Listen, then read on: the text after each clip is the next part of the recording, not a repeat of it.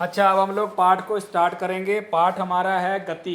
पाठ संख्या पे नहीं जाना किसी ने भी, पाठ संख्या क्या है, क्योंकि अभी जब नई पुस्तक आएगी ना, नई पुस्तक आएगी तब हम उसको देख के बताएंगे पाठ संख्या क्या होगा। अभी हमारे पास पुरानी पुस्तक है, उसके अनुसार मैं इस पाठ को पढ़ाने की कोशिश कर रहा हूँ। ठीक है, जब नई किताब आ जाएगी तो हम उसके हिसाब से पढ़ लें, दोबारा पढ़ लें, कोई दिक्कत नहीं। तो फिजिक्स यानी कि भौतिक विज्ञान का पहला पाठ, पहला जो पाठ है उसका नाम है, क्या है? गति। गति। क्या नाम है? गति। गति। तो आप लोगों ने ध्यान रखना और बीच बीच में जो पूछूं जवाब देते जाना बीच बीच में, ठीक है? हाँ, मैं इस पाठ को पढ़ रहा हूँ, आपने सिर्फ पाठ सुनना है ध्यान से, ठीक है? कोई दिक्कत लगे, कहीं समझना हो तो बताना। इसकी जो गतिविधि हैं वो हम साथ साथ नहीं करेंगे, बाद में करेंगे। एक बार मैं सिर्फ पाठ को रीडिंग, जिसको हम रीडिंग बोलते हैं, कि कल से मैं हो सकता है आगे से आप लोग से बोलूँ किताब पढ़ो, तो आपको ये सुन लेना, इसको पढ़ पढ़ के आपको आइडिया हो जाए कौन से अक्षर क्या बोलना है, ठीक है ना? थोड़ा ध्यान से रखना। तो अध्याय का नाम पर नहीं बोलूँगा मैं, अध्याय कुछ भी हो हमें नहीं पता, इससे हमें कोई लेना देना नहीं है, ठीक है? अध्याय हमारा कुछ भी हो सकता है, अध्याय नंबर 8 हो सकता है, अध्याय नंबर 9 हो सकता है, 7 भी रह सकता है, कि काफ़ी कुछ चेंज हुआ है। तो हम स्टार्ट करते हैं। दैनिक जीवन में हम कुछ वस्तुओं को विराम अवस्था में तथा कुछ वस्तुओं को गतिमान अवस्था में देखते हैं। ये आप लोगों ने नोटिस किया हुआ है कि कुछ वस्तुएं चल रही हैं और कुछ वस्तुएं रुकी हुई हैं। रुकी हुई का मतलब ही विराम अवस्था होता है। जैसे टेबल पे डायरी पड़ी हुई है, बीकर के ऊपर फ़ोन रखा हुआ है, तो ये क्या है? हमारा विराम अवस्था। कौन सी अवस्था है? विराम अवस्था। और तथा कुछ वस्तुओं गतिमान देखते हैं। गतिमान मतलब एरोप्लेन जा रहा होता है या पंखे चल रहे हैं, है ना? और मैं भी जैसे हिल रहा हूँ तो मैं गतिमान हूँ। अब हम कैसे गतिमान और विराम अवस्था को पहचानेंगे उसको हम आगे पढ़ेंगे। हम कब किस चीज़ को गतिमान बोलेंगे और किस चीज़ को विराम अवस्था बोलेंगे। पक्षी उड़ते हैं, मछलियाँ तैरती हैं, रक्त का प्रवाह शिराओं में और धमनियों में होता है तथा मोटर गाड़ियाँ चलती हैं। ये सब क्या है? गतिमान में। किसमें है? गतिमान में। परमाणु, अणु, ग्रह, तारे, आकाशगंगाएं सभी गतिमान हैं। अणु क्यों नहीं? अणु वो आपका एक पाठ है आगे, रसायन विज्ञान में सर पढ़ाएंगे, अरविंद सर, ठीक है? अणु सबसे छोटी इकाई होती है। अगर मैं यूँ बोलूँ कि मैं कोई चीज़ तोड़ूँ, फिर उसको तोड़ूँ, फिर उसको तोड़ूँ, तो वो सबसे छोटी चीज़ हो जाएगी ना। वो जो छोटी चीज़ होती है उसको हम अणु बोलते हैं। अणु से भी छोटी होती है परमाणु। अब परमाणु से छोटे होते हैं इलेक्ट्रॉन, प्रोटॉन, वो सब आप लोग इस कक्षा में पढ़ोगे, ठीक है? तो हम एक बार मान के चलते सब बहुत सबसे छोटी चीज़ अणु है। अणु से भी छोटी क्या है? परमाणु। क्या है? परमाणु। तो ये सबसे छोटी चीज़ परमाणु, फिर उससे बड़ी अणु। और ग्रह तो आपको पता ही है, जो हमारे पृथ्वी की तरह है। पृथ्वी भी एक ग्रह है, पता है ना? हाँ, तो ये सब क्या है? गतिमान है। हम प्रायः यह समझते हैं कि कोई वस्तु गति में तभी है जब वह समय के साथ अपनी स्थिति को परिवर्तित करती है। ये परिभाषा है, इसको ध्यान से सुनेंगे एक बार फिर से। हम प्रायः यह समझते हैं कि कोई वस्तु गति में तभी है जब वह समय के साथ अपनी स्थिति को परिवर्तित करती है। ध्यान रखना, समय के साथ अपनी स्थिति को परिवर्तित करती है। अब सपोज करो अभी जो समय हो रहा है, 1 सेकंड के बाद मेरी स्थिति यहाँ पे होगी, मैं चल रहा हूँ, यानी कि मैं गतिमान हूँ, गति में हूँ। अगर मैं नहीं चल रहा हूँ, जैसे कॉपी, मोबाइल, टेबल सब कुछ रखा हुआ है, ये क्या है? स्थिर अवस्था यानी विराम अवस्था। कौन सी अवस्था? विराम अवस्था। अभी हमने परिभाषा पढ़ी है, किसकी पढ़ी है? किसकी पढ़ी है परिभाषा? गतिमान, गति की, ठीक है?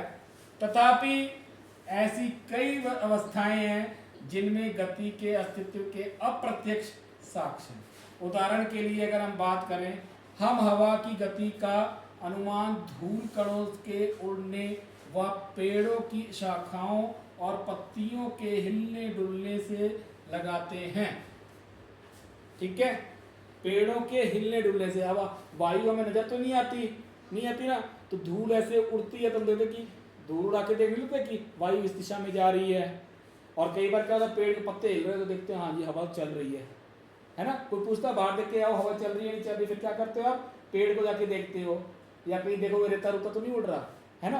तो ये सारी चीज किसमें आती है, हमारी गति में। वायु गतिमान है, लेकिन किसी चीज को हम देख ना सके, लेकिन साक्ष्य, साक्ष्य मतलब कोई प्रूफ लेके हम बोल सकते हैं हाँ ये गतिमान है, ठीक है।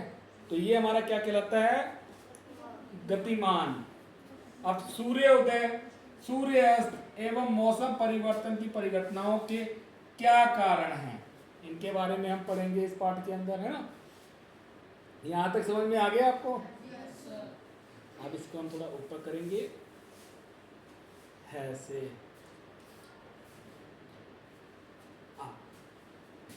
सूर्य उदय, सूर्य अस्त एवं मौसम परिवर्तन की परिघटनाओं के क्या कारण हैं, क्या यह पृथ्वी की गति के कारण है। यदि यह सही है तो हम पृथ्वी की गति का अनुमान प्रत्यक्ष रूप से क्यों नहीं लगा पाते।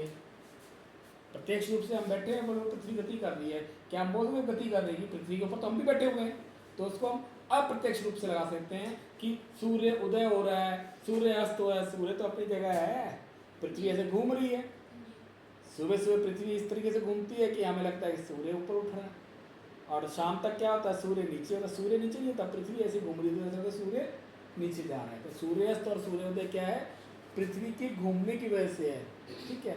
हमने बस ये बता दिया कि क्या सूर्य एक जगह जाता है, नहीं, लेकिन हमें लगता है कि गतिमान हो रहा है, ठीक है। तो क्यों हो रहा है गतिमान, क्योंकि हमारी पृथ्वी ही गतिमान है, ठीक है। जैसे आप ट्रेन के अंदर बैठे होते हो, और लेकिन बाहर के पेड़ देखे हैं, पेड़ जा रहे होते हैं। ट्रेन के अंदर खिड़की में बैठ जाओ, आप देखोगे पेड़ एक जगह दूसरी जगह जा रहे हैं, क्या पेड़ जा सकते हैं कहीं, लेकिन पेड़ आपको गतिमान लगते हैं। उसी प्रकार से सूर्यास्त और सूर्योदय भी आपको गतिमान नजर आएंगे। हाँ जी, हाँ ये वाले पृथ्वी घूमती है, आप पुट्ठे नहीं होंगे। इसका जो जवाब है, हमारे पास एक पाठ है गुरुत्वाकर्षण, उसमें बात करेंगे, ठीक है, ग्रेविटेशन, उसके अंदर बात करेंगे हम लोग, ठीक है।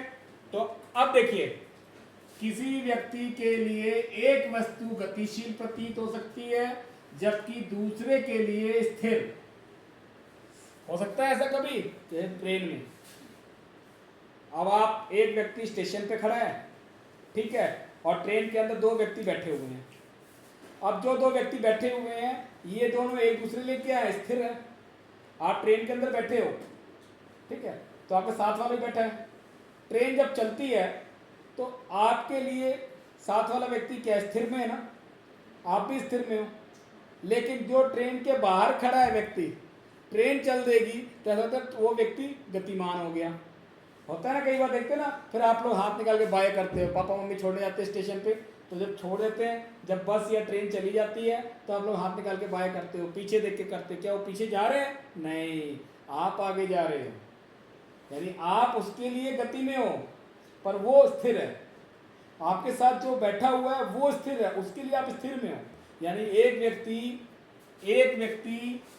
एक वस्तु गतिशील भी प्रतीत हो सकती है, जबकि दूसरे के लिए स्थिर प्रतीत हो सकती है। समझ में आ गया। जैसे जो बाहर खड़ा है उसके लिए तो गतिशील है, ट्रेन चलेगी, लेकिन आप ट्रेन के अंदर बैठे हो, आप ट्रेन के साथ हो, आपको लगेगा ट्रेन चल रही है, आपको लगेगा ट्रेन के अंदर मैं बैठा हूँ, मुझे कोई दिक्कत नहीं। यानी कि एक वस्तु किसी के लिए तो गतिशील है और किसी के लिए स्थिर है, यानी कि विराम अवस्था में है। समझ में आ रहा है ये? Yes sir. Very good. गति कर रही बस के यात्रियों के लिए सड़क के किनारे लगे पेड़ पौधे पीछे की ओर गतिमान प्रतीत होते हैं ना, लेकिन वास्तव में क्या पेड़ जाते हैं पीछे? नहीं, पेड़ पीछे नहीं जाते। इसका मतलब क्या होता है कि पेड़ तो स्थिर है, पर हम जिस वस्तु में बैठे हैं वो गतिशील में है, ठीक है। आगे समझ में आता है।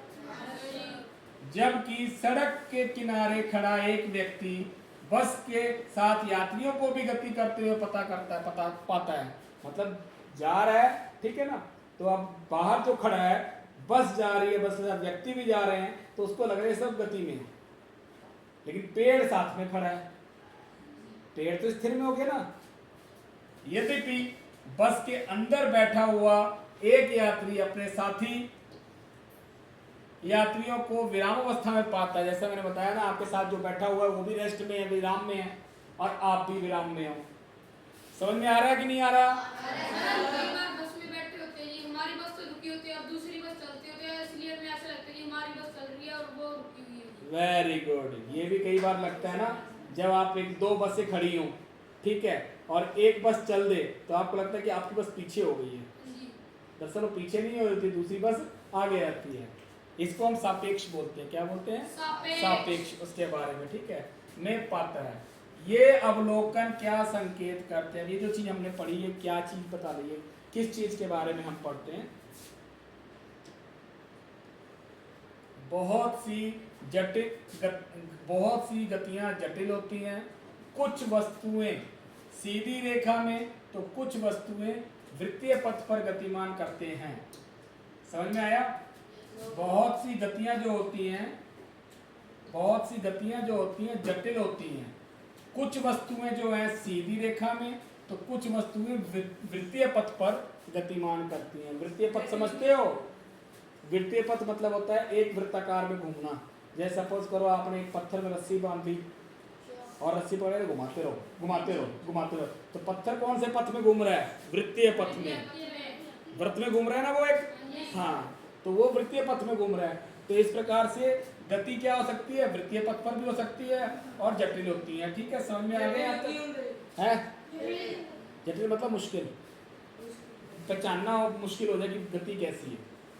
ठीक है, इसको आप ओखा बोलते हो, ओखी हो सकती है। ठीक है, ओके ना। कुछ घूर्णन, अब इससे आ जाएंगे। कुछ घूर्णन कर सकती हैं। घूर्णन मतलब घूमना, एक बिंदु पे ऐसे लट्टू घुमाए हैं तो घूर्णन गति होती है, समझिए। एवं कुछ कंपन कर सकती हैं। कंपन गति भी होती है। जैसे मैंने अभी कुछ दिनों पहले बताया था, आपको भी बताएंगे कि चीनी के कण डाले थे, नमक के कण डाल के चिल्लाते हो तो कंपन आती है। हमारी जो ध्वनि है वो कंपन से काम करती है। ठीक है, तो कंपन गति भी हो सकती है। ऐसी भी स्थिति हो सकती है जिसमें ये क्रियाएं साथ साथ, अब ये सब एक साथ भी हो सकती हैं, अलग अलग भी हो सकती हैं। तो किसी, अब जब सारी क्रियाएं एक साथ हो जाए तो गति पहचानना मुश्किल हो जाएगा। तो हम कहेंगे गति पहचानना तो बहुत मुश्किल हो गया, तो यानी गति जटिल हो गई। कोई चीज सुलझाना, जिसको सुलटाना बोलते हैं, अगर सुलटती नहीं है, हम नहीं सुलझा पाते हैं, तो वो चीज क्या होती है? जटिल होती है, मुश्किल होती है। ठीक है, इस अध्याय में हम सबसे पहले सीधी रेखा में गतिमान वस्तुओं का वर्णन करेंगे। इस पाठ में हम क्या पढ़ेंगे? सीधी रेखा में क्या क्या गति करते हैं उसके बारे में हम पढ़ेंगे कि सीधी रेखा में गमन कैसा होता है। ठीक है, हम इस तरह की गति को साधारण समीकरणों और ग्राफों के माध्यम से व्यक्त करना भी सीखेंगे। अब आगे थोड़ी सी गणित। साधारण समीकरणों और ग्राफों की सहायता से सीखेंगे। साधारण समीकरण का मतलब क्या होता है कि कोई समीकरण, जैसे गणित में आपने पढ़ा होगा ना, ए का मान ये, बी का मान ये, तो सी का मान निकाल लो। इस तरीके से हमारे पास गति के भी समीकरण हैं। हम उस समीकरण का प्रयोग कर करके ये निकाल लेंगे कि आज वस्तु यहाँ खड़ी है, कुछ देर बाद वस्तु वहाँ कितनी गति से पहुँचेगी। अगर हमें समय पता हो, अगर हमें त्वरण पता हो, तो समय, त्वरण, चाल और दूरी, ये चार चीज़ों के बारे में हम इसके अंदर पढ़ेंगे। यहाँ तक समझ में आया कि नहीं आया? आ गया। अब एक क्रियाकलाप है, चलिए क्रियाकलाप साथ साथ कर लेते हैं। आपकी कक्षा की दीवार विराम अवस्था में है या गति में? बताइए। नहीं, क्या ये विराम अवस्था में है? है, वेरी गुड।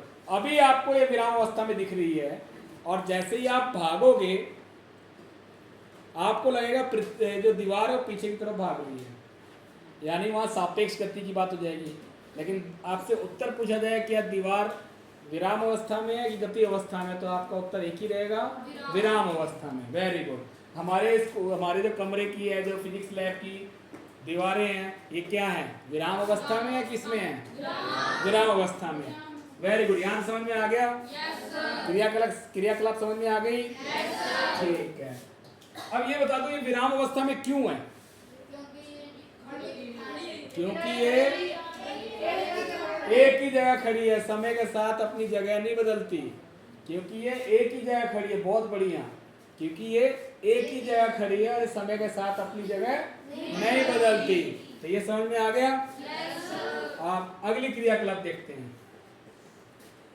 क्या आपने कभी अनुभव किया है कि रेलगाड़ी जिसमें आप बैठे हो गति करती हुई प्रतीत होती है, जबकि वास्तव में वह विराम अवस्था में है? आप ट्रेन में बैठे हो, अभी आप इस लड़के ने भी उत्तर दिया था कि बस में बैठे होते हैं पर हमें ऐसा लगता है हमारी बस चल पड़ी, लेकिन बस खड़ी होती है। वही है। क्या कारण हो सकता है कि दो ट्रेनें खड़ी हो हैं और आपकी ट्रेन खड़ी होगी, लेकिन दोनों ट्रेन अगर खड़ी है ना विराम अवस्था में है, जैसे ये ट्रेन चलेगी ना आपको यूँ महसूस होगा कि आपकी जो ट्रेन है जिसमें आप बैठे हो वो उल्टी दिशा में चलनी शुरू होगी।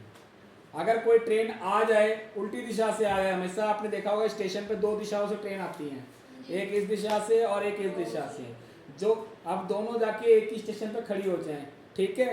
अब एक स्टेशन खड़ी हो गई, अब आप एक चीज़ ध्यान देना, ये मेरा हाथ स्टेशन है, ठीक है। अब ये दोनों एक ही जगह पे खड़ी हो गई, अब ये चलनी शुरू हो गई, तो आप कैसा लग रहा है, नीचे वाली भी जा रही है, देखो ये जा रही है, देखो, यानी कि इसमें बैठा हुआ यात्री को ये लगेगा कि मेरी ट्रेन चल रही, ठीक है ना। तो ये उसी अवस्था में हो सकता है कि हमारे साथ वाली ट्रेन चल दे और हमें लगे कि हमारी ट्रेन चल रही, ठीक है।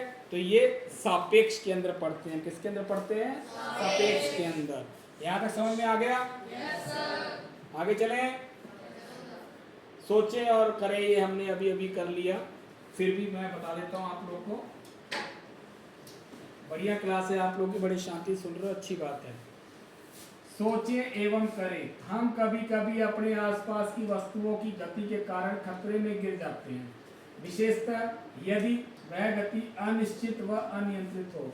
जैसे देखा होगा ना, सड़क पर चल रहे हो, बहुत तेज से गाड़ी आ जाती है, हो सकता है ना, एक्सीडेंट भी हो सकते हैं। तो अगर उनका मतलब बहुत तेज चल रहा है, उसके कंट्रोल ना रहे, अनियंत्रित हो जाए, अनियंत्रित का मतलब ना कंट्रोल है, ब्रेक फेल हो जाए, हम सही गलत, बिल्कुल ब्रेक फेल हो गया, कंट्रोल में नहीं है, तो क्या कुछ हो सकता है उससे कि वो जहाँ जाके टकराएगी, सामने वाली चीज़ टूट सकती है, कोई व्यक्ति आ जाए सामने तो है मौत हो सकती है। बहुत बढ़िया। तो जैसे बाढ़ वाली नदी, तूफान या सुनामी में देखा गया। ये तो आपने नियंत्रित वाली बात करेगी, मेरे पास ब्रेक है, लेकिन बाढ़ और सुनामी की बात करो जो हम नियंत्रित नहीं कर सकते, है ना। तो जब बाढ़ आता है सारा कुछ बह नहीं जाता है। मिट्टी कितनी मिट्टी पाओगे बेटा? अगर सुनामी का आप देखोगे ना तो समुद्र किनारे बहुत तेज बवंडर सा आता,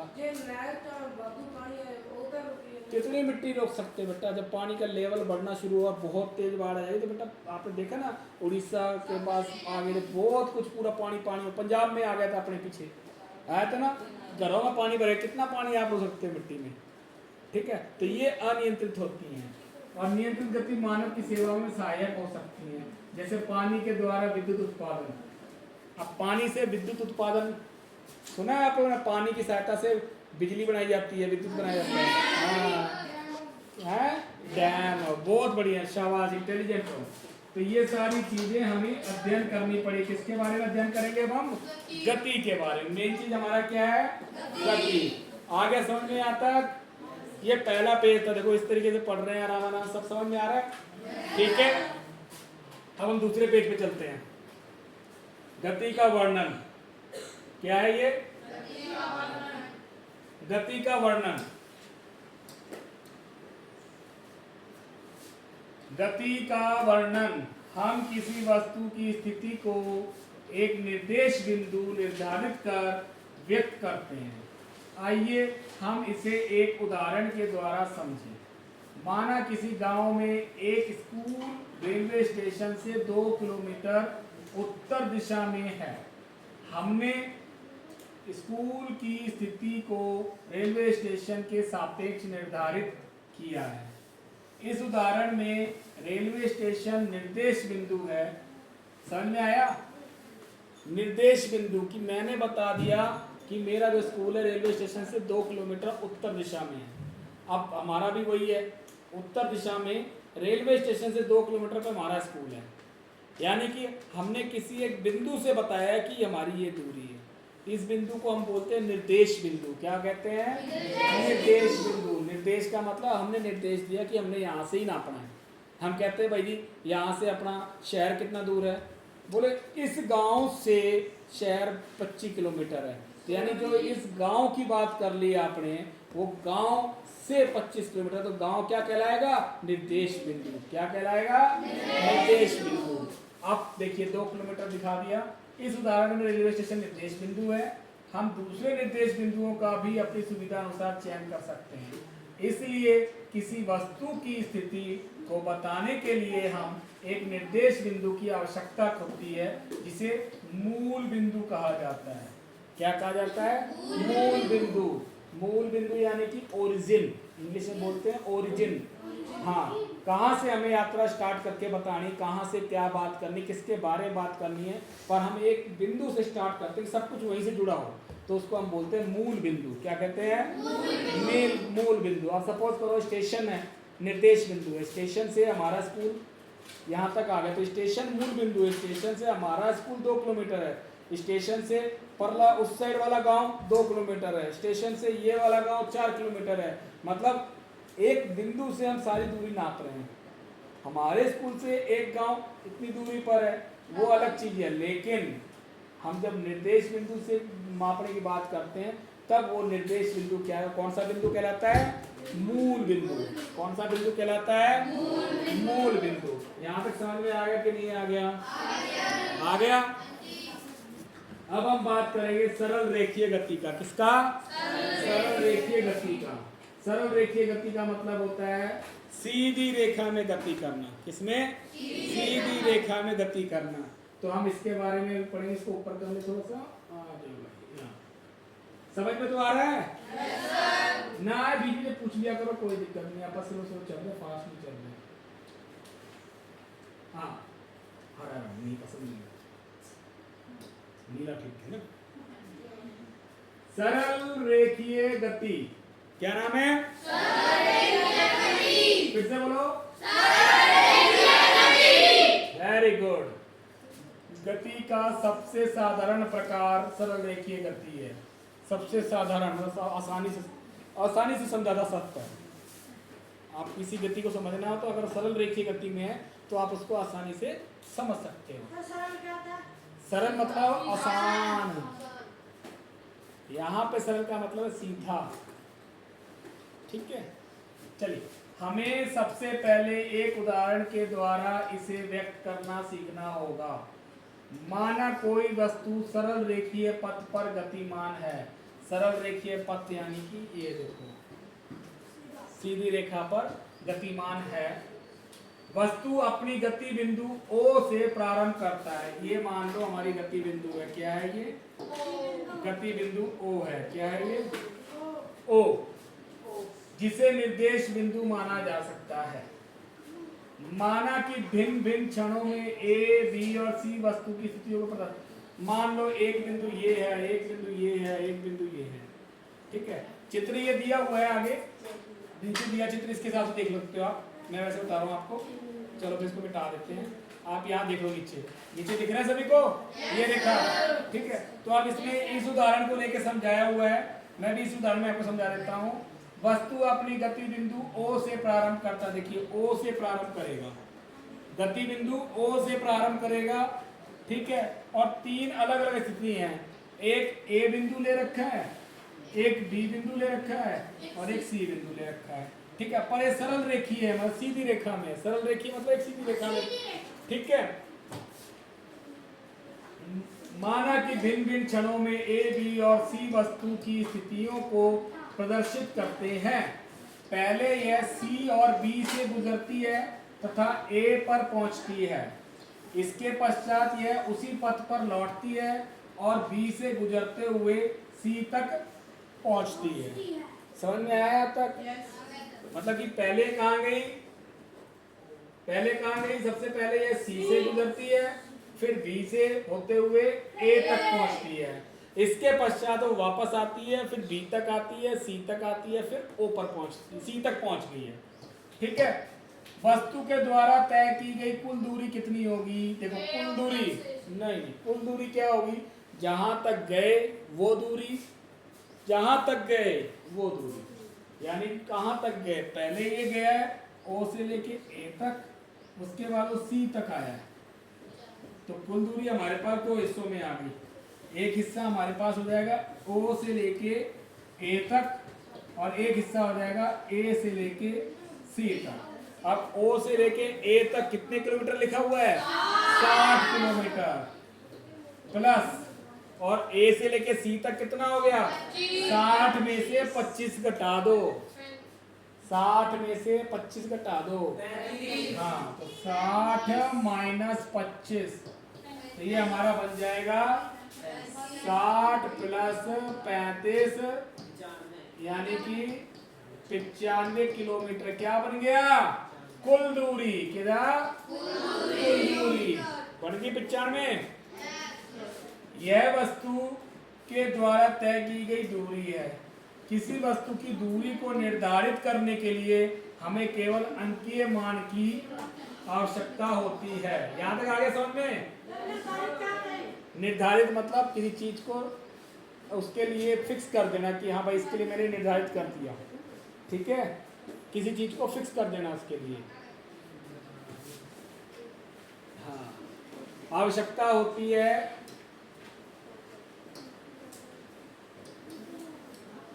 ना कि गति की दिशा की। हमने दिशा की बात नहीं की है, कुल दूरी नापनी है तो हमने दिशा नहीं बताई कि इस तरफ गई उस तरफ गई। हमने कहा पहले ये 60 किलोमीटर गई, फिर ये 35 किलोमीटर गई, कुल इसने 95 किलोमीटर दूरी तय कर ली, ठीक है। ऐसी राशियां होती हैं जिन्हें केवल उनके अंकीय मान द्वारा व्यक्त किया जा सकता है, ठीक है। अंकीय मान से हमने संख्या बता दी 95 किलोमीटर, दिशा तो नहीं बताई, सिर्फ क्या बताया हमने? अंक बता दिया, 95 किलोमीटर दूरी तय की है। ये तो नहीं बताया भाई इस तरफ गया या उधर गया, इस तरफ 95 किलोमीटर, ऐसा तो नहीं बताया कुछ भी, है ना। तो ये अंकीय, किसी भौतिक राशि का अंकीय मान उसका परिमाण होता है, उसका परिमाण होता है। इस उदाहरण के द्वारा क्या आप वस्तु के प्रारंभिक स्थिति से उसकी अंतिम स्थिति सी तक की गई दूरी ज्ञात कर सकते हैं? ए से प्रारंभ ओ से उसकी अंतिम स्थिति सी तक दूरी ज्ञात कर सकते हैं। कितनी है दूरी? सी तक 95 किलोमीटर ये है। ओ से लेके ए तक गए और यहां तक आ गए सी तक, है ना। और उसके बाद क्या बताया गया? यह दूरी आपको ए से गुजरते हुए ओ से तक के विस्थापन का अंकीय मान देगा। अब विस्थापन की बात करेंगे इसके अंदर, ठीक है। अब इन्होंने ये बताया, अभी बताता हूं बेटा विस्थापन के बारे में। इन्होंने ये बताया कि ओ से लेके सी तक की दूरी निकालनी है, सिर्फ ओ से लेके सी तक की दूरी निकालनी है, यानी बिंदु प्रारंभिक कहाँ था और अंत में कहाँ पहुंच गया, उसके बीच की दूरी निकालनी है। विस्थापन भी ये होता है कि प्रारंभिक बिंदु और अंतिम बिंदु के बीच की न्यूनतम दूरी, कम से कम दूरी। मान लो ये मोबाइल मेरे पास यहाँ पर है और ये बीकर मेरे पास यहाँ है, ठीक है, ये स्थिति इसकी है। अब इसको उठा के मैंने यहाँ रख दिया, फिर उसको उठा के मैंने यहाँ रख दिया, फिर इसको उठा के मैंने यहाँ रख दिया और इसको उठा के यहाँ रख दिया। दूरी क्या हुई? ये सारी की सारी दूरी हो गई। जैसे आपने निकाला था अभी ओ ए निकाला, फिर वापस सी तक आ गए थे। लेकिन विस्थापन निकालना तो प्रारंभिक से लेके अंतिम तक की न्यूनतम दूरी, तो ये जो दूरी बची है ना, ये हमारी कहलाती है विस्थापन दूरी। तो वही हम बात करेंगे कि विस्थापन क्या निकलेगा। मान लो ओ ये था, सी ये था, ए ये था, वस्तु यूं गई और सी तक वापस आ गई। तो प्रारंभिक बिंदु हमारी ये है, प्रारंभिक बिंदु हमारी ये है, लेकिन अंतिम बिंदु हमारा ये यहां आकर रुक गई। तो इनके बीच की जो दूरी है ना, वो कहलाएगी, क्या कहलाएगी? विस्थापन दूरी। क्या कहलाएगी? विस्थापन दूरी। आ रहे हैं यहाँ तक समझ में? बोर तो नहीं हो रहे? तो अब हम यहीं पे इसको खत्म करेंगे, आगे हम कल करेंगे कि वस्तु की प्रारंभिक व अंतिम स्थिति के बीच की न्यूनतम दूरी को वस्तु का विस्थापन कहते हैं। अभी समझ में आ गया? प्रारंभिक बिंदु से लेके अंतिम बिंदु के बीच की न्यूनतम दूरी, दो प्रकार की दूरी होगी ना। एक तो ओ से लेके ए तक गए और वापस सी तक आए, मतलब पूरी दूरी जो है वो दूरी कहलाती है, ठीक है। हाँ बोलो, किसी ने कुछ पूछा था? सरल रेखा नहीं, सरल रेखा पे काम कर रहे हैं, सीधी रेखा पे गए हैं। ओ से लेके सी होते हुए ए तक पहुंच गए, फिर ए से हम वापस सी तक आ गए, ए से हम वापस सी तक आ गए। तो सीधी रेखा में चल रहे बेटे, है ना। लेकिन प्रारंभिक बिंदु हमारी ये है, अंतिम बिंदु हमारा ये है। तो दूरी की अगर बात करेंगे तो दूरी में अब सब कुछ आपको काउंट करना पड़ेगा। दूरी की अगर आप बात करें तो दूरी में आपको ये और ये दोनों जोड़ना पड़ेगा, लेकिन विस्थापन दूरी की बात करेंगे तो आपको सिर्फ और सिर्फ ये जोड़ना पड़ेगा। ये कितना है, प्रारंभ कहां से हुआ और अंत कहां से हुआ। ठीक है, तो समझ में आ गया होगा आप लोग को। हमने कौन सा पढ़ा था, गति। तो गति में हमने दो मेन चीज पता करी, एक होती है दूरी और एक होती है विस्थापन दूरी। ठीक है, और सापेक्ष के बारे में पता चल गया ना। अब इसके बारे में हम कल पढ़ेंगे आगे अगले पार्ट में। ठीक है, ओके।